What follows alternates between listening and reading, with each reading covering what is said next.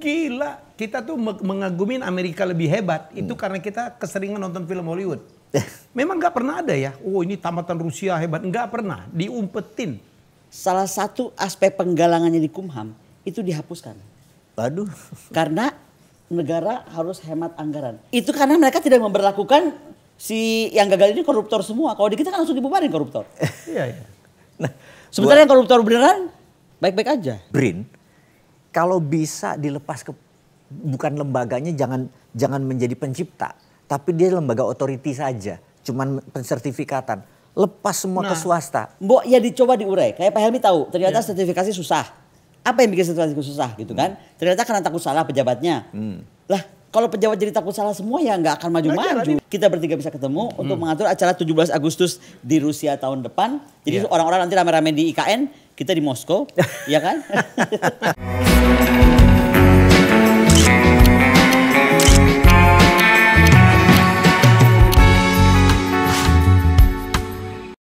Ya, jumpa lagi dalam acara Konkon, konspirasi kontradiksi bersama kami bertiga. Terima kasih ya, banyak sekali komen. Saya berjalan kemana-mana orang, oh kita nonton, terutama yang ditonton Madam Connie. Oh salah, tiap aku jalan kemana-mana selalu ngomong gini, salam hormat buat Pak Helmi, salam hormat buat Pak Mardigu. Seru banget kalau ngomong bertiga, beneran. Tapi itu bener ya, gue ketemu tuh salam ya buat Mbak Connie, buat Iya Mas Helmi, kayak udah. Sampai di Rusia kemarin. Sampai gitu? Zaitun ngundang. Baik dari wae ya, pasal 1 ayat 1. Tapi Al-Zaitun khusus Al-Zaitun ya. Tadi malam aku ketemu Pak Hendro Priyono. Ya, Pak Hendro Priyono. Pak Hendro ngomong gini, kon kita nanti di VIP room aku mau ngomong sama kamu private. Jadi kan VIP roomnya yang disediakan Pak Silmi Karim ada satu tempat, tapi dalam itu ada lagi the small one. Aku sama Pak Hendro ke dalam sana dan Pak Hendro kasih tahu tentang Al-Zaitun. Nanti next episode kalau saya izinkan boleh di spill kita spill. Tapi Pak Hendro bilang yang gue bikin udah bener. Coba. Salut Jenderal, terima kasih ya. Aduh, gue dibilang bener sama Pak Hendro Priyono mah gue langsung kelepak-kelepak dong. Tapi gue mau cerita boleh nggak? Tadi ya gara-gara pemulaannya pada nanyain Pak Helmi. Jadi kan aku kan kemarin kan ke Rusia ya. Terus tiba-tiba orang dari embassy telepon, Bu, dari Ibu mau rencana berangkat, Ibu spill di acara ini, teman-teman di Moskow dan beberapa area yang mahasiswa kita kan tersebar 500-an lah. Di Rusia itu. Di Rusia aja? Di Rusia aja. Itu ingin ketemu. Karena kemarin waktu Ibu ke Saint Peter kan Ibu bertemu tuh sempat. Karena kan ulang tahun dan lain-lain yang tahun lalu. Nah jadi yang tahun ini Ibu sempatkan. Aduh jadi gue atur-atur waktunya. Akhirnya sudah kata gue menghadap Pak Dubes. Kata Pak Dubes ya udah jadi Jose Tavares. Jose Tavares. Ambassador Jose Tavares kirim salam buat berdua. Juga DCM-nya Pak Berlian. Karena ini yang mau gue cerita nih. Ada cerita seru nih. Saking kita tuh udah terkenal banget di Rusia. Dan kayak seluruh dunia. Ya kita dapat yang komen dari Amerika segala. Iya, gue mau GLGR aja. Ya. Nah, jadi dia bilang, jadi rangkaian untuk ketemu mahasiswa itu difasilitasi KBRI. Jadi waktu gue di Saint Peter kan nggak di kampus, tapi kalau ini KBRI, karena rangkaian hari ulang tahun kemerdekaan. Nah, waktu gue datang, mereka sudah disiapkan rapi gitu dan di ruangan dan kebetulan karena Pak Ambasador Jose Tavares harus terima delegasi ekonomi dari Indonesia yang harusnya dengan beliau, akhirnya beliau bukannya saya izin di ruangan lain, bukannya sama DCM wakil duta besar Pak Berlian. Pak Berlian ini latar belakangnya beliau kan lama di Lemhanas. Jadi orang Kemlu yang terlupakan di Lemhanas. Diselamatkan oleh Pak Gubernur Adi Wijayanto, yaudah dulu jadi wakil dubes di Rusia. Nah, seru orangnya. Nyambung loh. Nyambung banget. Nah, datanglah si mahasiswa ini kan. Begitu datang itu gue lihat kok ini anak-anak muda-muda, mukanya seru-seru. Ada yang mukanya kayak profesor, rambutnya gondrong, kayak serius gitu kan.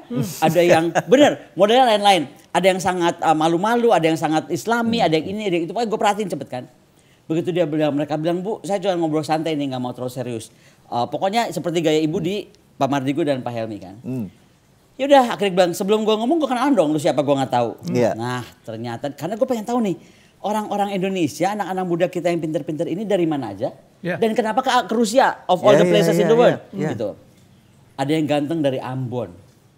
Jadi dia bilang, Bu, saya di Indonesia Timur tuh banyak yang kesini. Dari Papua juga ada.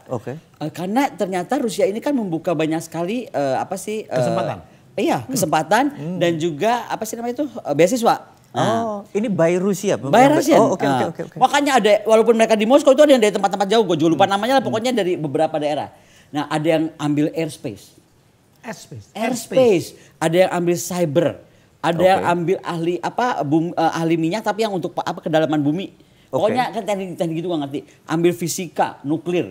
Ada yang penggemar bapak aku, saking dia tuh kepilih Rusia, karena mendengar bapak aku tuh dari dulu pengen bikin reaktor thorium itu. Jadi dia tuh hanya ngeliat papiku terus dia bersengaja. Makanya dia minta foto berdua, tolong kirim ke papi karena saya kesini karena papimu.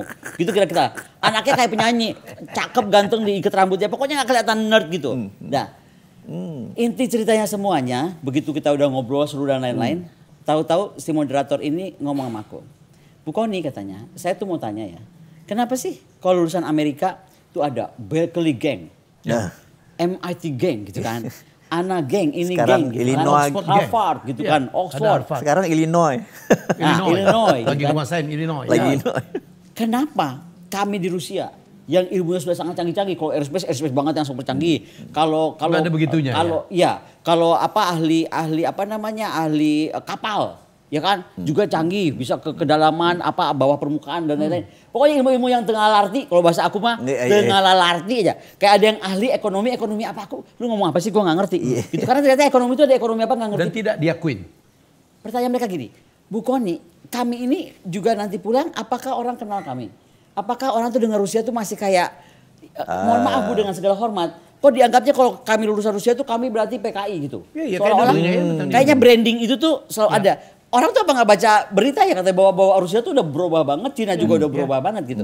Nah jadi katanya, dengan segala hormat Bu katanya, bagaimana kami bisa diakui? Karena kami sebenarnya takut pula ada yang kedokterannya juga macam-macam, kedokteran nuklir, kedokteran ini, kedokteran itu. Pokoknya pinter-pinter, HI, ada yang orang Madiun, orang mana, pokoknya yang, aduh, yang kita nggak percaya, lu ilmu lu susah banget sih, gitu kan? Karena dengan tampangnya sederhana tapi Otaknya sophisticated. Sama sekali nggak sederhana gitu. Gue bilang, aduh gue jadi minder ngomong sama mereka gitu kan. Pendek cerita mereka ngomong gini. Jadi gini, gimana caranya kami bisa dipakai ilmu kami? Alah, sebelah gue kan pada DCM. Gue bilang, pada DCM, adik-adik, kita tuh hidup sekarang udah di zaman modern. Dulu tuh lu mesti jadi pejabat, baru ketahuan lu geng Berkeley. Geng apa, bener nggak? Geng UGM. Zaman sekarang ada geng namanya konspirasi kontradiksi. Jadi begitu ada Helmi Yahya, Pak Mardinggu dan Bu Kony, lu bisa ketahuan ilmu lu apa yang tadi gua nggak ngerti, dia ngomong apa juga gua nggak ngerti. Dan ada juga ada ahli piano, orang ini Kelapa Gading.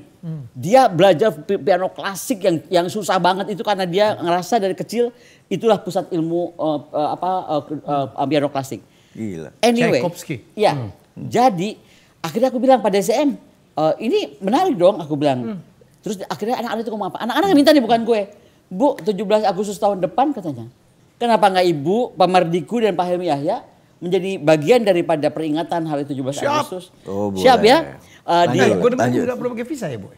Udah sekarang bisa online, udah gampang. Masih online kan? Bisa udah online, udah gampang. Iya, udah gampang sekarang udah gampang. Tapi kalau pun susah, jangan khawatir.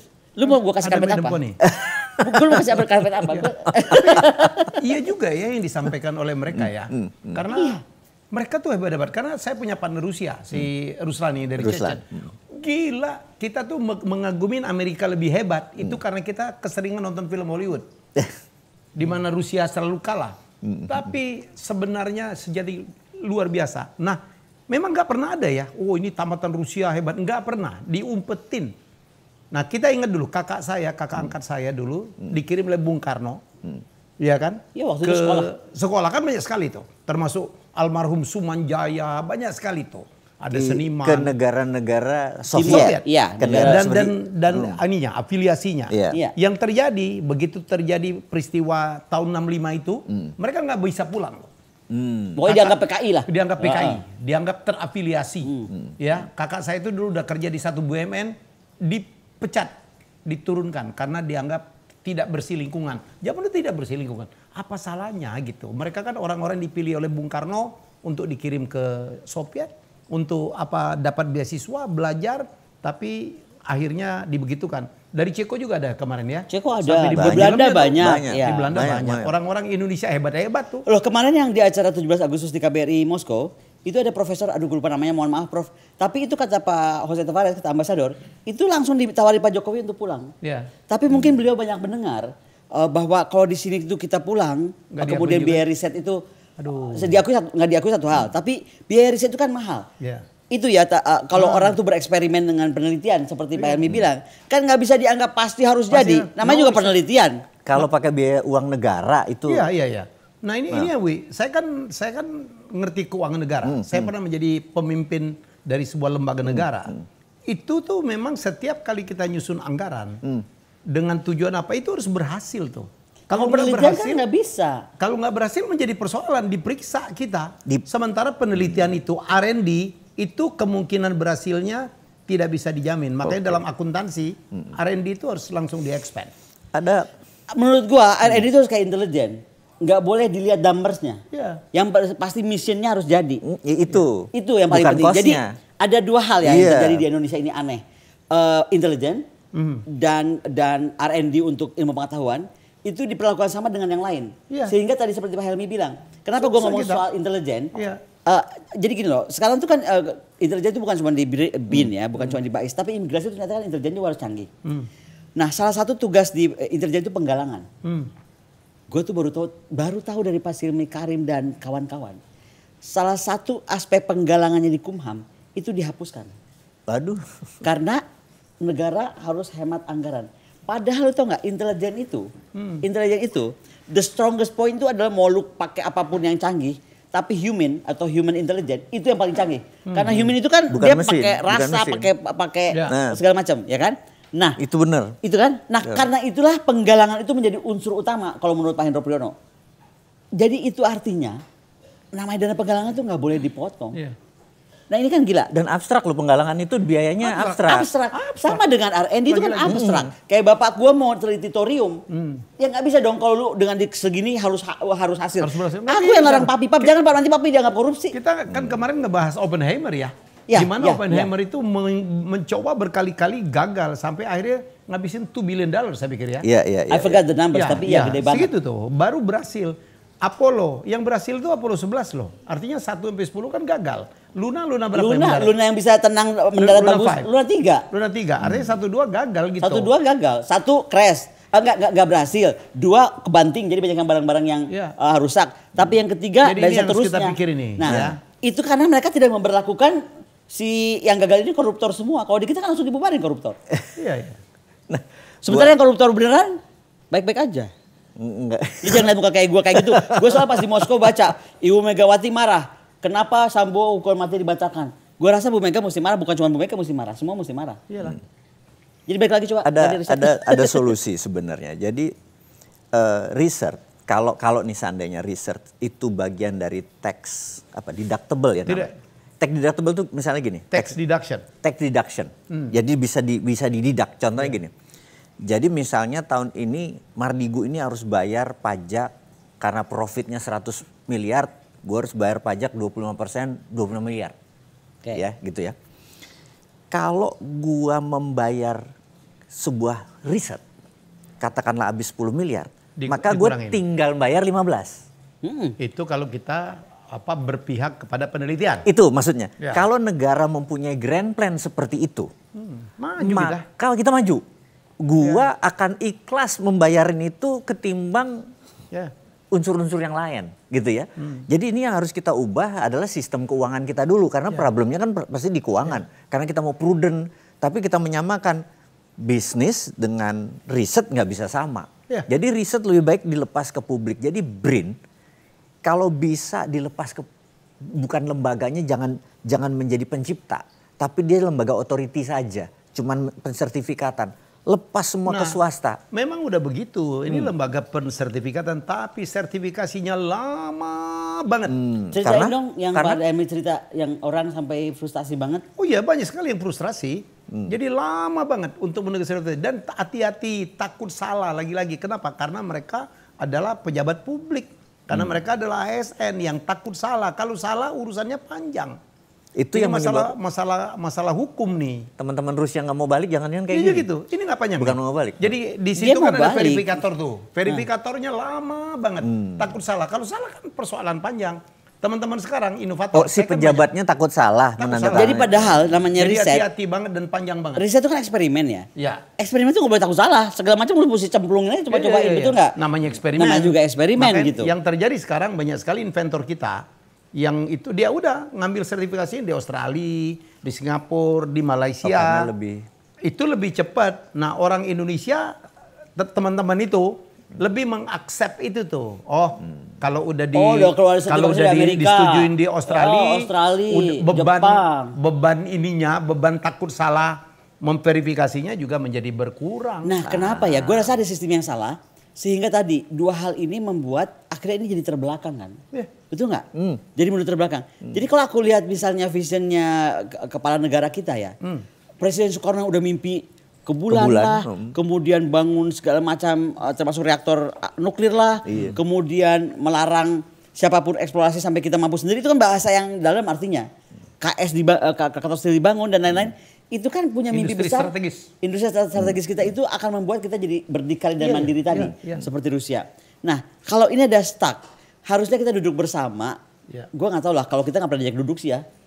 Itu baru orang Rusia ngajak kita duduk. Iya. Tapi maksud gue gini.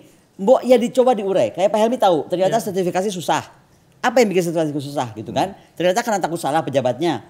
Lah kalau pejabat jadi takut salah semua ya gak akan maju-maju. Ini terjadi Bu. Ini saya dapat data dari Daniel Surya, partner saya di Wear ya, yang Metaverse. Dia bilang, bro dia chip, dia bilang tahu nggak, Wear ini punya 5 paten ini world IP Bu, IP dunia. Iya IP dunia.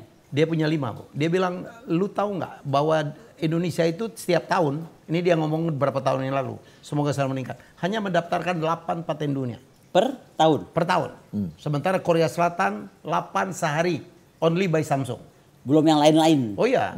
Jadi kita itu Bu, kalau kita lihat apa negara yang punya paten dunia, jauh banget.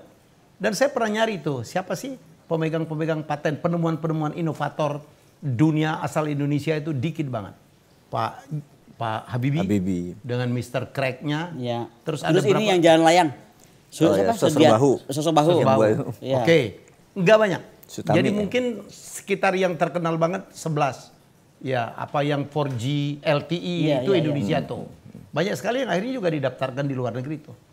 Itu yang membuat kita concern ya berat banget untuk menjadi mendaftarkan penemuan dan menemukan sertifikasi. Kita ini negara terlalu ekonomi oriented, maksudnya bisnis oriented karena gini, semua yang ke Amerika ini menarik. Zaman kita dulu tahun 80-an itu mahasiswanya gue ingat sekitar 16.000 angkatan gue dari 80 pertengahan sampai 90-an itu 16 ribuan per tahun rata-rata yang keluar graduate 1.000 yang masuk 1.000 gitu.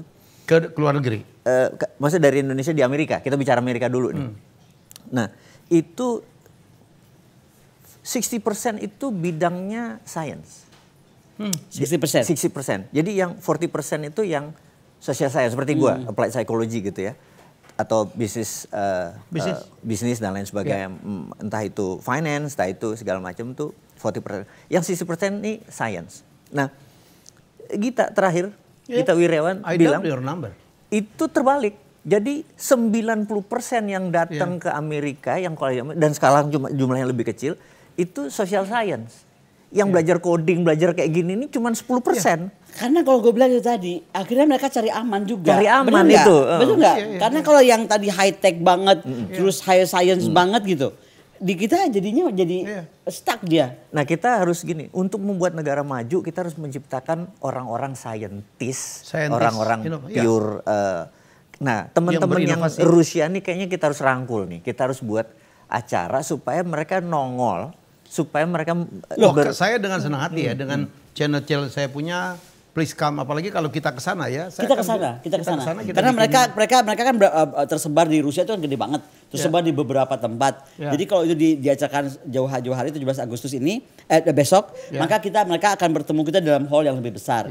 Kebetulan dubes Indonesia di Rusia, Ambassador Tavares itu akan mengunjungi ibunya karena ibunya sudah 91 tahun di Kupang. Nah, jadi akan stay agak lama. Nah, aku sudah sampaikan pada di Indonesia. Oh, balik. Bukan, kan dia nggak pernah cuti. Jadi gue tuh kagumnya sama dubes dan ibu dubes satu ini, mereka tuh nggak pernah cuti. Oke. Ini Rusia aja pokoknya tugasnya Rusia ngapain itu dilakukan. Tapi karena ibunya sudah 91 tahun, lalu ada adat di Kupang lah, saya nggak ngerti apa. Bukan Kupang nih, Atambua ya, dulu asalnya Atambua. Jadi mereka akan pulang dulu ke beliau akan pulang karena sahabat Torin putranya sudah sekolah, ibu nggak bisa ikut. Nah jadi Pak Dubes akan ke sini dan saya sudah bilang, Pak Dubes pada saat Pak Dubes di Jakarta, ya kan? Karena kan ada delegasi pengusaha dari Rusia juga mau datang ke Kadin dan lain-lain. Jadi sekalian juga Pak sediakan satu waktu dan tempat kita bertiga bisa ketemu untuk mengatur acara 17 Agustus di Rusia tahun depan. Jadi orang-orang nanti rame-rame di IKN, kita di Moskow, ya kan? dan itu tadi, mereka tuh ternyata terinspirasi sekali dan merasa kita itu bisa menjadi tools menyelesaikan masalah mereka. Jadi geng Kremlin ya? Kita jadi geng Kremlin dong.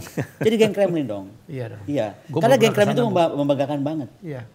Waduh, saya belum Gue nggak kesana. pernah ada presiden di dunia ini yang mau melunasin utangnya Afrika. Cuma Presiden Putin. Bayangin utang Afrika beratus puluh tahun ya. Gue lunasin. Apa grand 20 grand? Gue kirim. Senjata gue kasih. Ih gila banget tuh presiden, keren banget. So I'm falling in love with him, jangan salahin ya. I never complain, Bu. Jadi nggak usah dijawab lagi kalau nanya kenapa bukan senjata ke Rusia, ada urusan ke Kremlin. Salah ya? Iya benar. Enggak, balik tadi ke masalah research ya. Ya. Jadi menurut saya harus ada diskresi lah ya, pengecualian. Iya, betul. Itu yang kita harus. Jadi teman-teman di Kementerian Keuangan, ya Ibu Di Menteri, Komisi 3 nih misalnya terkait Komisi energi 3, nuklir ya. iya. Coba dong. Ya bikin diskresi. Komisi 3, Komisi 7. Nggak mungkin kita bisa mengejar ketertinggalan yang sangat jauh ini dalam bidang manufacturing teknologi kalau kita tidak memberikan Dan platform utamanya yang baik energi untuk ya. Maksud aku tuh scientist. apapun di dunia ini sekarang itu kan works by energy. Jadi kalau Indonesia masih terus rely kepada fossil fuel, ya kan? Wah, Kemudian angin nanggung, gas bumi nanggung, Angin wave kita nggak nanggung. bisa, Bu, karena angin kita angin-anginan. Angin-anginannya. Nah, apalagi? Tah eta. Nah, mendingan udah nuklir aja. Nuklir itu setahu aku berapa tahun lalu aja cuma 7 sen per kWh, which is very cheap. Mungkin sekarang udah lebih murah lagi. Kalau pakai thorium lebih murah lagi. Nah, kalau pakai uranium yang mahal. By the way, bapakku mau kayak ketemu Ayo. karena mau bahas thorium cenah. Ayo, mangga. Oke. Cenah. Nah, jadi maksud aku ya udah pilihan kita memang akhirnya ke sana. Gimana caranya kita mengundang juga adik-adik yang di Rusia yang mereka sedang belajar jungkir balik untuk bangsa ini bisa kita serap. Kalau By, kita jadi guest kita aja Pak Bakri itu. by the way, oh boleh Papi? Iya, Ya. Papi. Boleh. Boleh. Orang nebak-nebak ini orang mana sih aslinya? Nah, panggil Tapi tahu bapaknya. nggak ya, gara-gara pertemuan mahasiswa kemarin, DSM kan sebelah gue dan dia kan S1 Tanas. Wan Tanas, M Hanas. Jadi begitu, lu lulusan cyber? Gue nggak tahu, oke, lu kerja, gue kirim ke Pak Adi Wijayanto. Lu lulusan mana? Itu dalam pertemuan singkatnya 3 orang mahasiswa langsung keserap akan ditarik ke Pak Adi Wijayanto karena Lemhanas kan sudah mengedepankan kita akan bangun angkatan ke-4. Cyber. Angkatan cyber. Iya. Gitu. Jadi setelah angkatan cyber kita angkatan apa? Angkatan luar angkasa. Kayak clean and jerk. Angkat besi kita. Tapi baju kita nggak nyambung, tapi saya melihat ada kesamaan, Bu. Saya orange, di sini yang tengah ada kukunya Dan orange. kukunya orange. Terus ada ininya juga Ada warna-warna merah-merah ya, beige. yes. Itu ke bajunya Jadi kalau Mardigo dan gue Cana. boleh spill ya, gue ini kan baru nyampe. Habis nyampe langsung sibuk banget acara. Ini baju apa sih? Ini Hogias ya? Is it?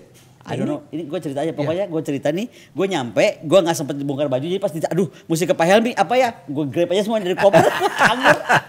Jadi kalau gue agak kelihatan winter, mau maklumi ya, kapan lagi winter. Winter banget kesannya. Sementara gue yang besok ke jaket pakai begini. Oke, wow 22 menit lagi. Mas Uwe ada yang mau disampaikan lagi? Aman, udah Aman lanjut ya? aja next. Bu?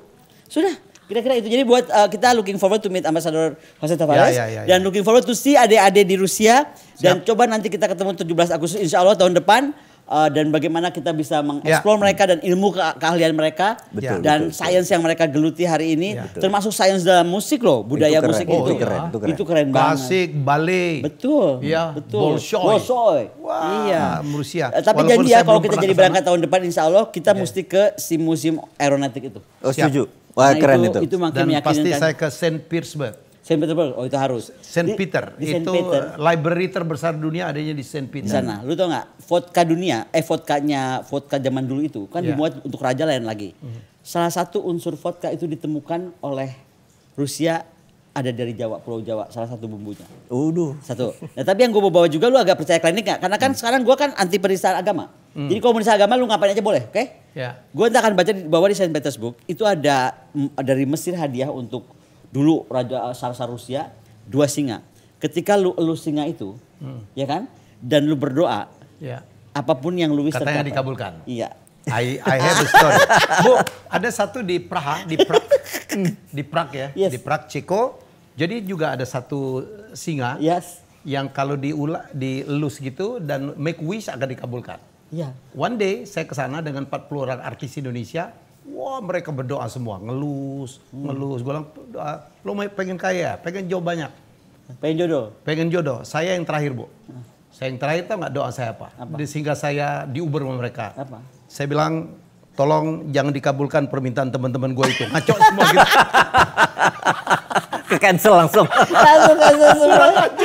Mereka ada husu tuh doa, ada yang panjang 5 menit. Tapi kalau Gua terakhir habis itu ketawa, gue bilang, Bi, lo ngomong apa? Gue bilang, tolong jangan kabulkan doa-doa teman gue itu. Mau kaya tapi dia gak kerja, udahlah, batalin semua. Tapi kalau gue ya, kalau soal singa itu, soal singa Saint Peter ini lucu banget.